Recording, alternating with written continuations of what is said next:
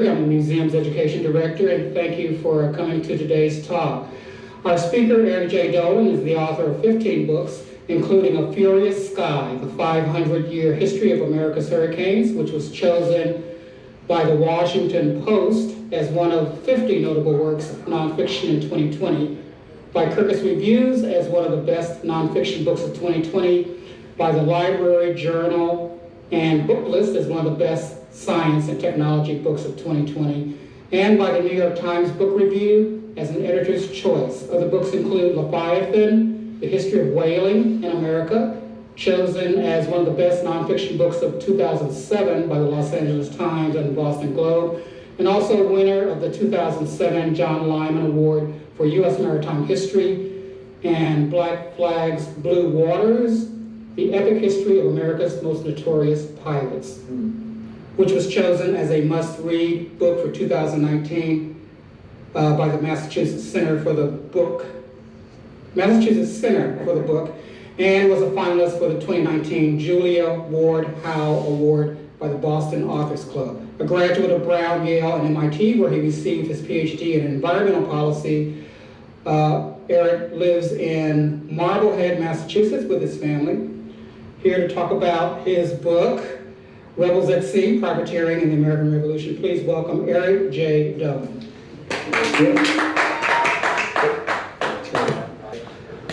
Thank you very much for inviting me here and for coming to the talk today, all the way from Marblehead, Massachusetts, on a beautiful day in Washington, D.C.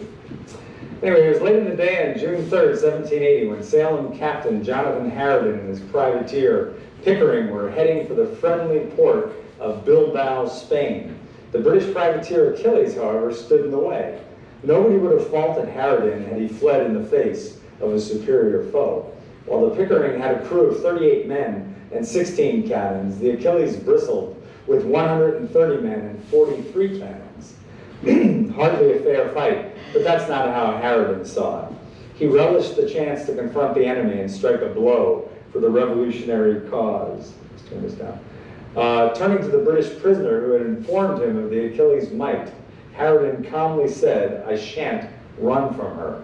And he didn't. As the Achilles began its advance, Harridan told his men that though the Achilles appeared to be superior to them in force, he had no doubt that they should beat her off if they were firm and steady and did not throw away their fire. Meanwhile, in Bilbao, word quickly spread that two vessels just offshore were getting ready to fight. About 1,000 people rushed to the water's edge to watch the spectacle. Booming broadsides and musket fire filled the air. One of Harridan's crew said that while shot flew around him, Harridan was as calm and steady as amidst the shower of snowflakes. The battle raged for more than 2 hours. Then Harridan ordered his men to fill the cannons with bar shot. These projectiles were devastating, slashing through the Achilles' rigging and sails. Having had enough, the Achilles turned and fled with the rebel commander close behind. But the Achilles was too fast despite its injuries, and Harridan soon spun about to reclaim the Golden Eagle, a British ship that the Achilles had recaptured earlier. All told, one of Pickering's crew had been killed, his head sheared off by a cannonball, and another 8 men were wounded. The number of British killed or maimed is unknown. Now this plaque, I just want to tell you a funny story about this. This is the top third of a large bronze plaque that was placed in Salem, Massachusetts in 1909. I read about it while I was working on the book, and it said that it was at this corner in Salem, so I rode my bike over there. I couldn't find it. I called the local historian. They said, "What happened to the plaque?" She told me, "Well, it's inside of a Korean barbecue restaurant." So I went in there, and there it was. The plaque was right behind the register. So that gives you some idea of how, the respect that privateering has been accorded in American history over time. Now, Harridan remained in Bilbao for 2 months before heading back to Salem. On the return voyage, the Pickering captured 3 more British prizes, and to honor their intrepid captain, the owners of the Pickering gave him this beautiful inscribed tankard with 2 identical cups. During his tenure in the Massachusetts Navy and as a privateer, Harridan took many prizes and brought back hundreds of British cannons and at least as many prisoners. He died of tuberculosis in 1803, and his obituary in the Salem Gazette lauded him as one of the most able and valiant naval commanders that the war produced. Now, the Pickering was one of nearly 2,000 American privateers, and Harridan was one of tens of thousands of privateersmen who served during the Revolution. Privateers were armed vessels owned and outfitted by private individuals who had government permission to capture enemy ships at times of war. That permission came in the form of a letter or mark, a formal legal document that gave the bearer the right to seize vessels belonging to belligerent nations and to claim those vessels and their cargoes or prizes as spoils of war. The proceeds from the auction of the prizes were in turn split between the men who crewed the privateers and the owners of the ship. Despite the contributions made by Harridan and thousands of other privateersmen, many believe that privateering was a sideshow in the war, and privateering has long been given short shrift in military and other histories about the Revolution. Rebels at Sea fills the void by offering a comprehensive account of privateering that demonstrates that it was critical to winning the war.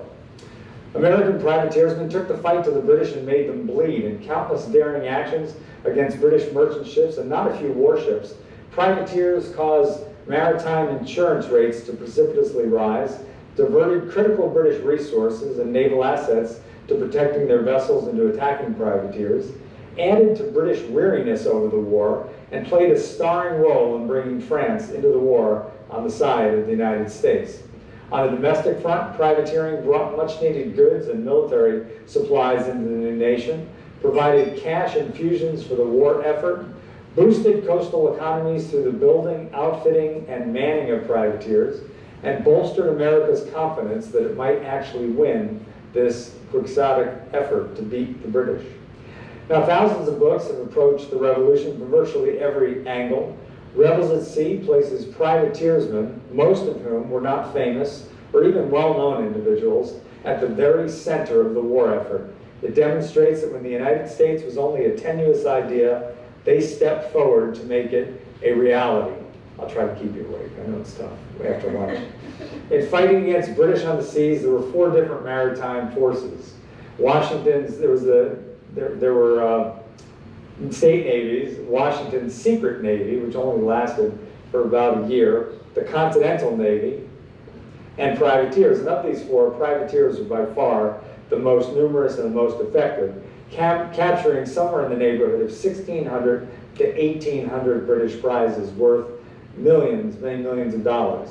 Massachusetts took the lead in authorizing privateering in November of 1775, and John Adams, who was a huge booster of the Navy and privateering, wrote some 40 years later that the passage of the Massachusetts Privateering Act is one of the most important documents in history.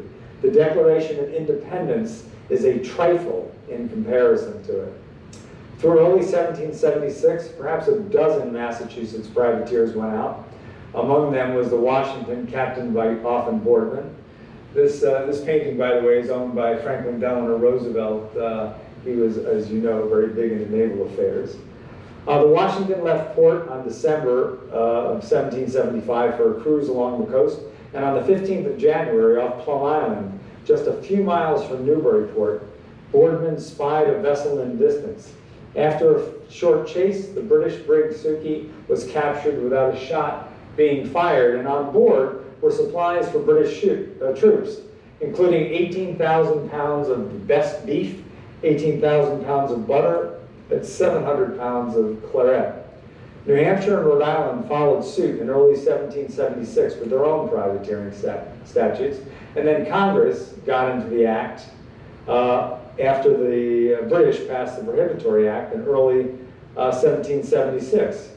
When the merchants and other leading citizens of Philadelphia sent a petition to Congress in late February asking for permission to fit out privateers, Congress was receptive to the idea. Reflecting on the petition's merits, New Hampshire delegate Josiah Bartlett opined, "It seems very hard that Britain is seizing all American vessels, and the Americans are not permitted to return the compliment."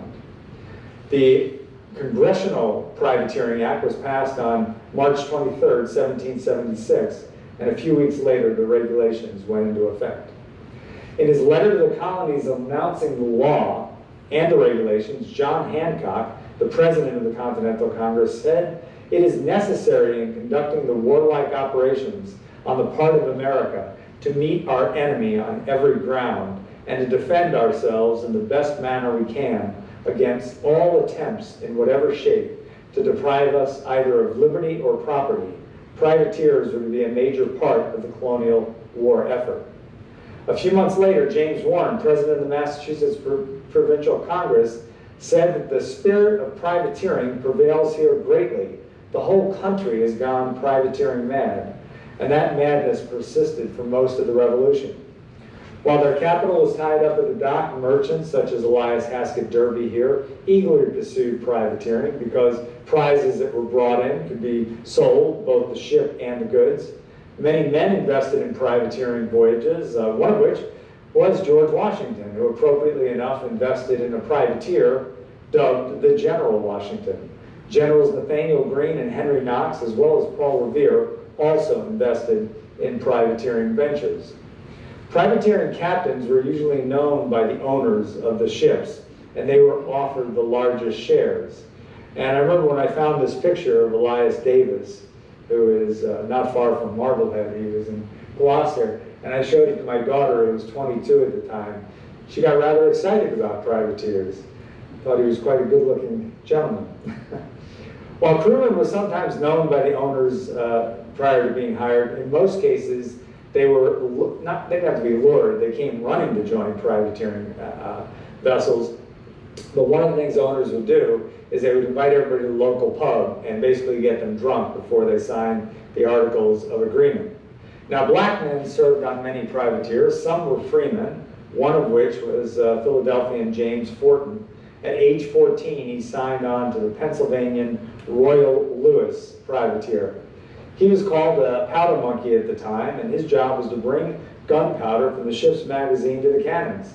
The cruise was a triumph. His captain was Stephen Decatur Sr., and when they returned to Philadelphia, they had 7 vessels in tow, 7 prizes. Forten was excited. He signed up again. He shouldn't have been so eager because a few days out of port, the Royal Lewis was captured by the HMS Amphion, and Forten was ultimately sent to the notorious prison ship Jersey in New York. Now, other black men were enslaved persons who were signed on after running away from their owners. Many owners also decided to make money off of their enslaved persons by renting them out to privateering vessels.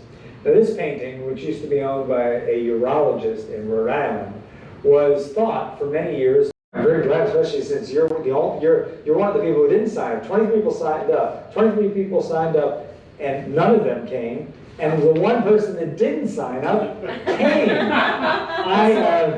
As I was saying to Paul before, and I've given close to 400 talks. I've had everything. This is not the smallest crowd. The smallest crowd was one guy in Pinedale, Wyoming, and I looked at him and I said, I'm not talking to you. We're going out for a beer.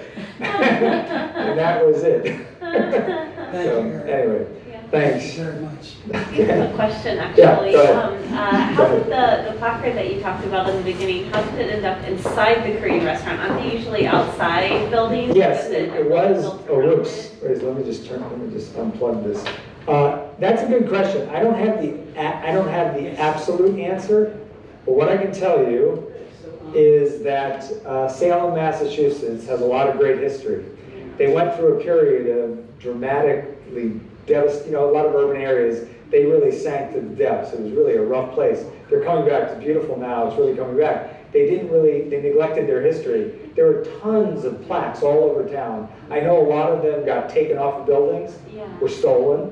A lot of them got taken, just replaced and put someplace else. I don't know exactly why they took this off the building that it was originally supposed to be on. I think that it was originally on Jonathan Harridan's house.